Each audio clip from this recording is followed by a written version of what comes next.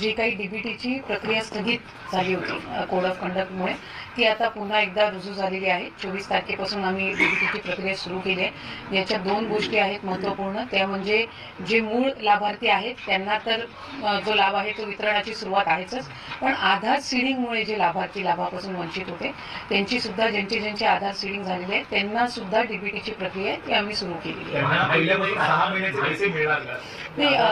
आम्ही सुरुवातीलाच ज्या वेळेला योजना जाहीर झालेली होती त्याच्यानंतर सुद्धा निकषांमध्ये एक गोष्ट जी नमूद करण्यात आलेली होती की जुलै आणि ऑगस्ट महिन्यामध्ये ज्या लाभार्थ्यांनी पात्र अर्ज त्यांचा दाखल केलेला आहे आणि जे अप्रूव्ड आहेत त्यांना त्या महिन्यापासूनचे त्या ठिकाणी मिळतील आणि त्याच्यानंतरचे जे आहेत ते ज्या महिन्यामध्ये त्यांनी रजिस्ट्रेशन केलेलं आहे तिथपासून निश्चितपणाने त्या महिन्याचा त्यांना लाभ हा मिळणार आहे.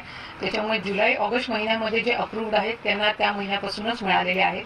आत्ताही त्यांच्यापैकी जर आधार सीडिंगमुळे कोण असेल तर त्यांना जुलै ऑगस्ट पासून म्हणजे त्या ह्याच्यापासूनच लाभ मिळणार आहे. माहितीनं आश्वासन दिलं होतं की जो लाडक्या बहिणीचा हप्ता आहे तो वाढवला जाईल, त्या संदर्भात काही नियोजन आहे, कधीपासून सुरू केलं जाईल?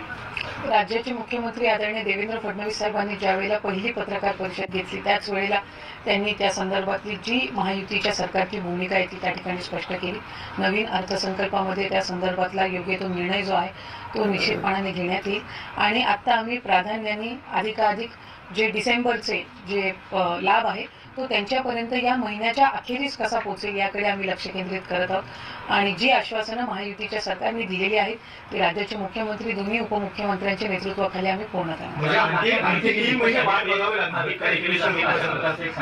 चर्चा होती की हे निकष जे आहेत ते कडकपणे केले जातील आणि महिला यामधून जाळल्या जातील, संख्या कमी होईल, अशा प्रकारची चर्चा आहे. काय स्पष्टीकरण? या ज्या सगळ्या चर्चा आहेत ते गेल्या अनेक दिवसांपासून वेगवेगळ्या माध्यमातून आम्हालाही ऐकायला मिळत आहेत, पण कागदोपत्रावर किंवा लेखी कुठल्याही शासन निर्णयामध्ये कुठलाही बदल निकषांमध्ये करण्यात आलेला नाही आहे. अशा पद्धतीचं कुठलीही सर्क्युलर सुद्धा काढलं गेलेलं नाही आहे. आम्ही त्याही वेळेला एक गोष्टीची स्पष्टता दिली होती की जी काही फेर तपासणी असेल किंवा त्या गोष्टी असतील ह्या कंप्लेंट बेस्ड राहतील. त्याच्यामुळे आत्ताही उदाहरणार्थ आम्ही ज्यावेळेला ऑगस्ट किंवा ऑक्टोबर महिन्यामध्ये ज्या वेळेला डीबीटी केलेलं होतं, डीबीटी करत असताना काही ठिकाणी अशा कंप्लेंट झालेल्या होत्या की एकाच व्यक्तीने 19 अकाउंट्स किंवा असे काही हे करून केलेलं आहे, काही एकाच आधार कार्डवर बरेच फॉर्म्स भरले गेलेले आहेत. त्याही वेळेला त्या संदर्भातली ज्या वेळेला निदर्शनास आली त्या वेळेला ती योग्य कारवाई केलेली आहे. आत्ताही कंप्लेंट बेस्ड ज्या वेळेला येतील तेव्हा त्याचं क्रॉस व्हेरिफिकेशन केलं जाईल आणि जी काही त्या संदर्भातली योग्य कारवाई आहे ती केली जाईल. राहिलेल्या महिलांना पुन्हा अर्ज करता येणार आहे का? नाही, त्या संदर्भातला अद्याप तरी निर्णय हा घेतला गेलेला नाहीये. आम्ही शेवटची अर्ज दाखल करण्याची जी मुदत आहे ती साधारणपणे 15 ऑक्टोबरपर्यंतची होती आणि बाय अँड लार्ज जर आम्ही बघितलं तर 2.5 कोटीपेक्षा जास्ती रजिस्ट्रेशन आज आमच्याकडे झालेलं आहे.